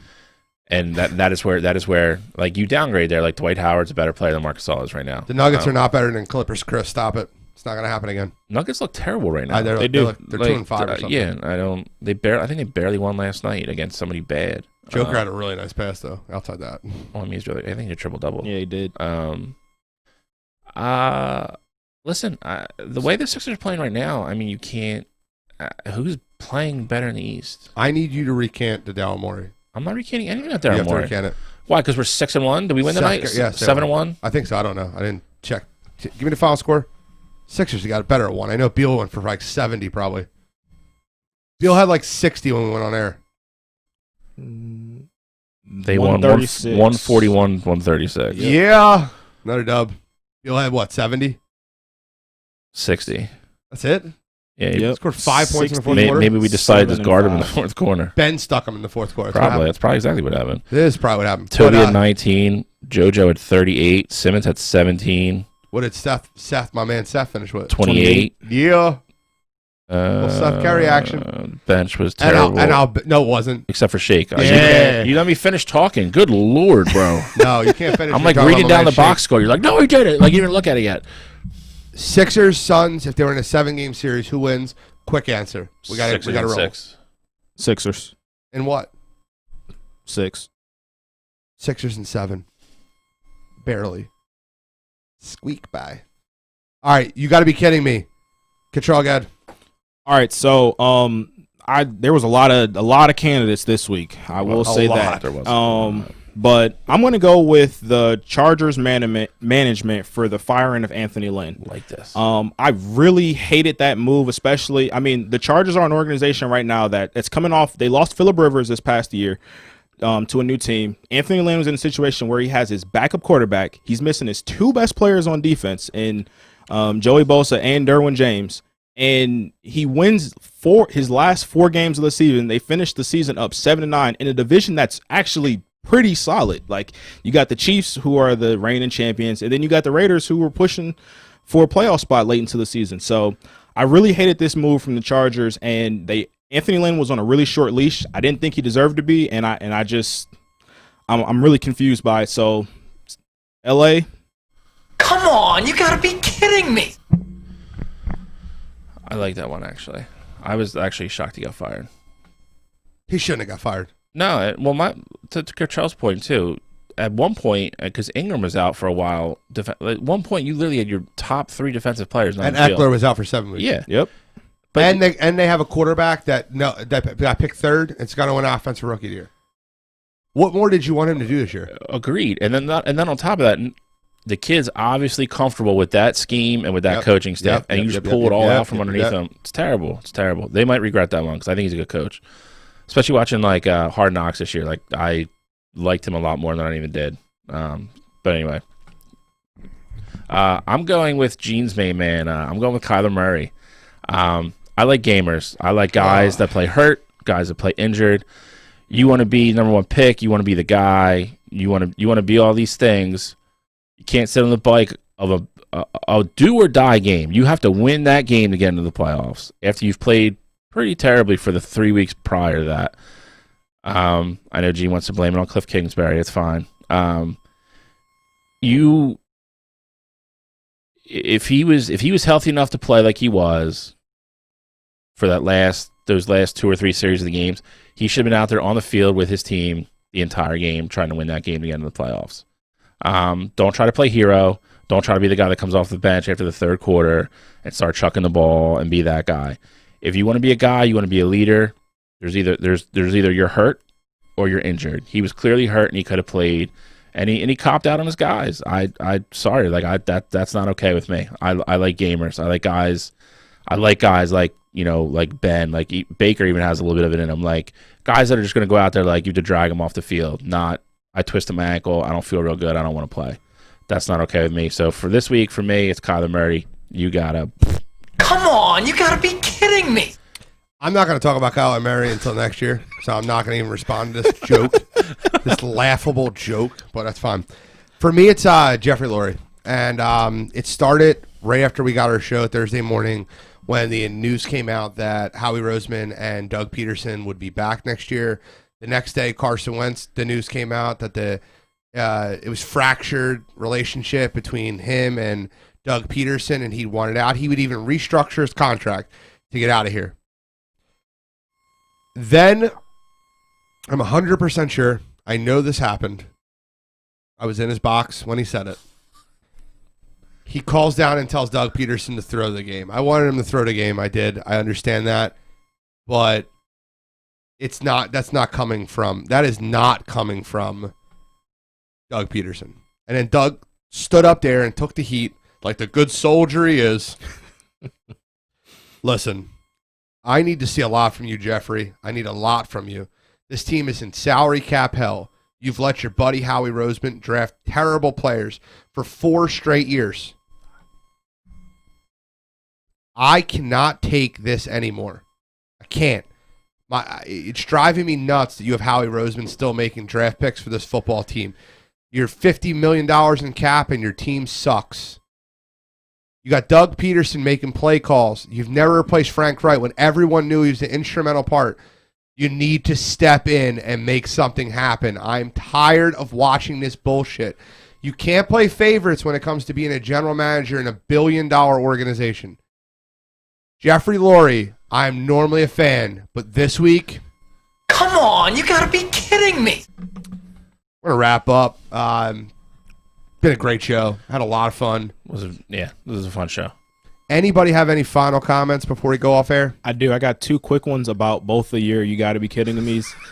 Bill, I agree like 98%. Only part I don't agree with is that if Kyler was actually like hurt, I'm not going to say he should have played through anything, but if he was actually hurt enough where he couldn't get on the field, then it's all right if you sit out. But don't try to play hero ball. I'm 100% with you. Gene, I completely agree, everything with the Eagles management situation.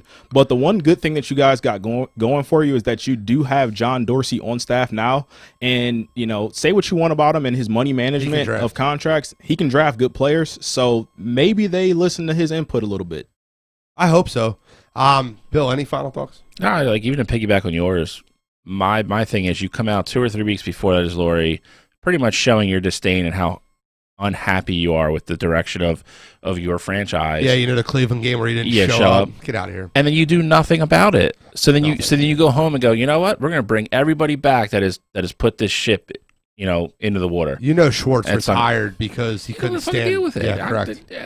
And that's the joke. Yeah, it is a joke. So no, closing for me. All the guys that have been hitting me up, we will have flyer stuff next week. So I'm excited for hockey. Are you flyered up? I'm very fired up. I love the Flyers. They will actually open.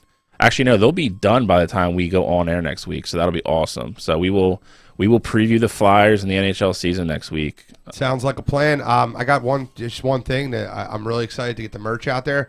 I can't wait to get you guys some wire to wire gear. Please share, promote. We can only do this. We can only grow. We had 4,500 this week in Facebook. I'm so happy with that. We can only grow with you. We have to grow with you. So if you're listening, take the time to share us. If you can download us on Spotify, every unique download counts. Download us on Apple Podcasts. Download us on Stitcher. Anywhere you can. We appreciate that. So this is week 13, lucky number 13. Wire to wire, we are signing out.